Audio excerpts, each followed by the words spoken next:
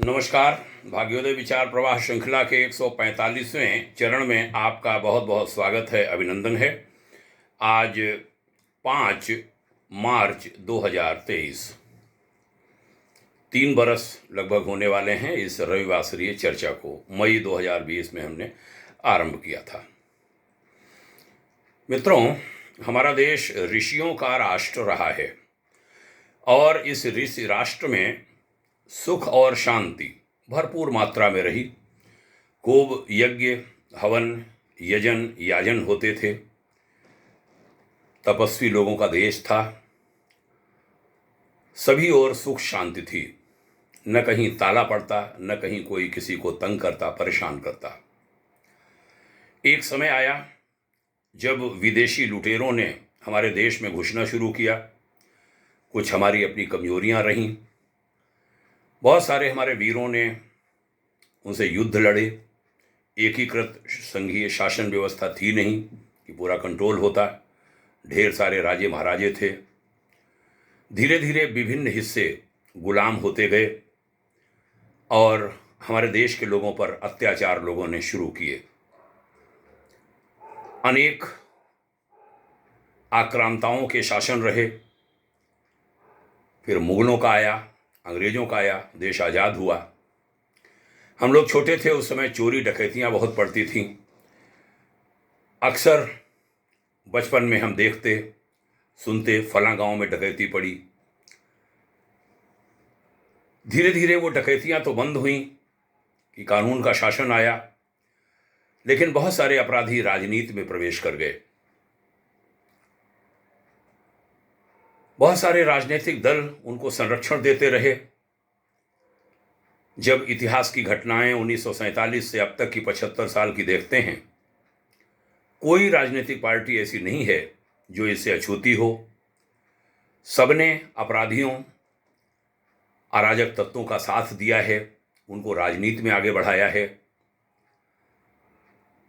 पता नहीं संविधान निर्माताओं ने इसको देखा, क्यों नहीं देखा कि राजनीति में कभी आपराधिक तत्व घुस जाएंगे, जेलों में रहते हुए वो चुनाव लड़ेंगे। कई कई 100 केस चल रहे होंगे, वो चुनाव लड़ेंगे, नेता बनेंगे, एमएलए बनेंगे, सांसद बनेंगे, मंत्री बनेंगे। क्यों नहीं सोचा होगा? आज तक वही चल भी रहा है। ढेर सारे संविधान संशोधन हुए, यह व्यवस्था नहीं बन पाती कि कोई आपराधिक तत्व नेता नहीं बन सकता, चुनाव नहीं लड़ सकता। आज तक हम व्यवस्था नहीं बना पा रहे हैं। अभी हाल में प्रयागराज में आतिशबाजी जैसी सड़कों पर हुई, सिलसिला लगातार चलता रहा।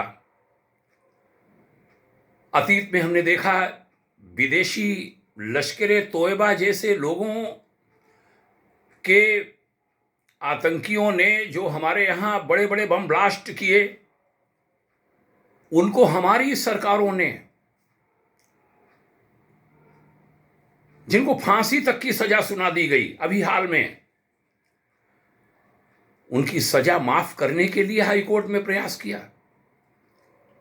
हमारे यूपी में, अन्य प्रदेशों में भी घटनाएं होती होंगी। इलाहाबाद हाई कोर्ट के जज ने टिप्पणी की, अच्छा लाए हो प्रस्ताव, इनको पद्मश्री भी दे देना। अपराधियों को, बम ब्लास्ट करने वालों को, जिन्होंने काशी में किए, अन्य जगहों पर किए, उनको छुड़वाने के लिए सरकार गई उन पर से केस हटवाने। लेकिन आज वो सब डर रहे हैं।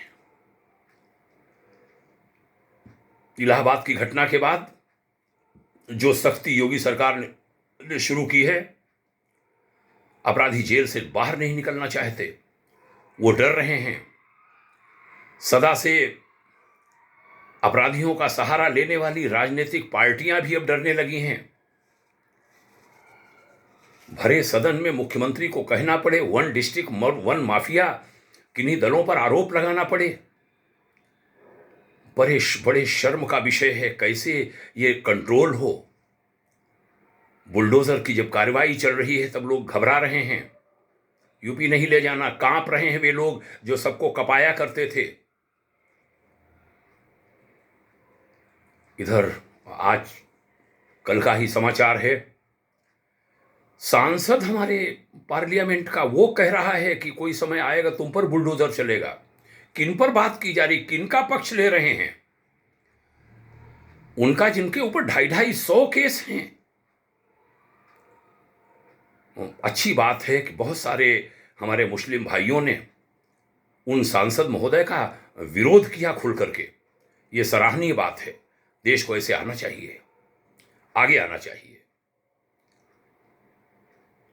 लेकिन दुख होता है यह भी कि लोग रातों रात गरीब से अमीर बन जाते हैं।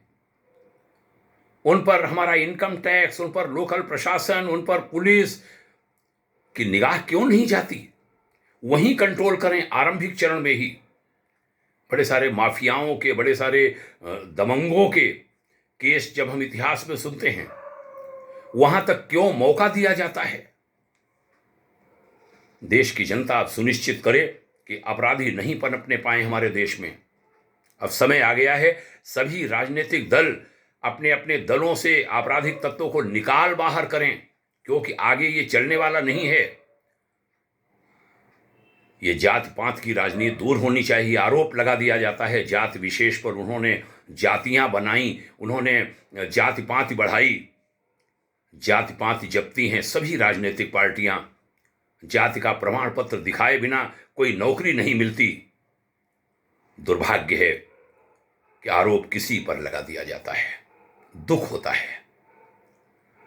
ये स्थितियां ठीक हों, सख्ती हो, हमारा जो मतदाता वर्ग है वह समझे और आगाह करे हमारे राजनीतिक दलों को कि नहीं चलने दिया जाएगा अब यह सब। हमारे मतदाता उनका पक्ष न लें। कहीं डर है, डर को निकालें, क्योंकि समय बदलाव का है, समय युग परिवर्तन का है। आगे ये सब चलने वाला है नहीं। बदलेगा भाई, बदलेगा, ये जमाना बदलेगा। भाग्योदय विचार प्रवाह श्रृंखला की इस कड़ी में मेरा मन किया, मेरे हृदय में दर्द है कि इस विषय पर कुछ चर्चा करूं। आज हमने ये विषय लिया। ये बात लोगों में फैलनी चाहिए। एक बदलाव की बयार बड़ी तेजी से बहनी चाहिए। सुनने के लिए साधुवादी हूं। पुनः प्रणाम करता हूं। जय हिंद, शुभकामना, ओम शांति।